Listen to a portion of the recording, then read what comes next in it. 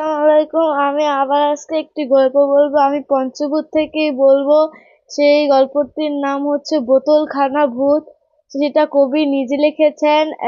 সে যখন তার সাথে এইটাই ঘটেছিল তখন তার মাত্র 5 বছর, এবং এটা তার দিদা বলেছিল তাকে।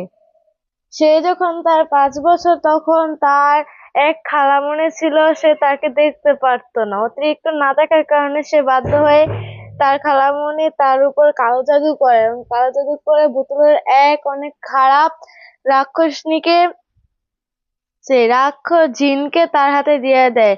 তখন যেদিন সে তাকে করেছিল তার সেদিন তার একটা চুল নিয়ে গিয়েছিল। তারপর এভাবে করতে থাকে এবং প্রতি রাতে সে একটি কালো ছায়া দেখতে পায়। একদিন অদ্ভুত ছায়া দেখে সে চিৎকার করে তার মাকে ডাক দেয়, এবং তার মা দৌড়ে এসে বলে, তুই কি হয়েছে তোর? তখন সে বলে, ওই যে দেখো এটা কে। তার মা কিছু দেখতে পান না। তারপর তার মা মনে করে যে এটা শুধু মজা ছিল। তারপর তাকে একটু বকাটকা করে চলে যায়, কিন্তু তাও সেই ছায়াটি তার সামনেই ছিল। সে আল্লাহ বিল্লাহর নাম করে ঘুমিয়ে পড়েছিল। পরের দিন আবার একই কাহিনী। তার মা এতদিন তো তার ছেলে আশ্চর্যজনক ভাবে এরকম বলবে না, তাই তার মা একজন হুজুরের কাছে গেল। হুজুরে বলল তাকে কালা জাদু করা হয়েছে, তাকে এক বাবার কাছে নিয়ে যেতে হবে। তারপর সে এক সাধু বাবার কাছে নিয়ে যাওয়ার পর সাধু বাবা বলল যে আমি সবই জানি, তোমার কিছু করতে হবে না। তার উপর একটি কালো বোতলখানা জিন তার খালামণি করেছে। তারপর তার মা একটি ওষুধ দিল, কিন্তু সাধু বাবা প্রথমে বুঝেনি যে সেই জিনটি অনেক শক্তিশালী ছিল।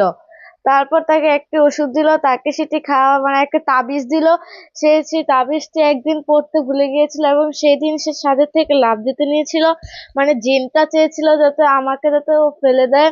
তারপর কবি আর কিছু করতে না পারে তাড়াতাড়ি তাবিজটা নিয়ে নেন, এবং কালো ছায়াটা তাকে বারবার বলতে থাকে যে তুই তাবিজটা ফেলে দে, তুই তাবিজটা ফেলে দে, তা না হলে তোর মা বাবাকে আমি মেরে ফেলবো।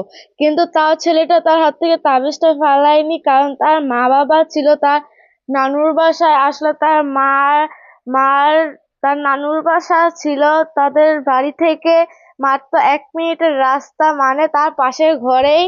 তাই তার মা তার নানুর কাছে গিয়েছিল। আর নানুর বাড়ির 10 মিনিটের রাস্তার পর তো সেই সাধু বাবার ঘরটি।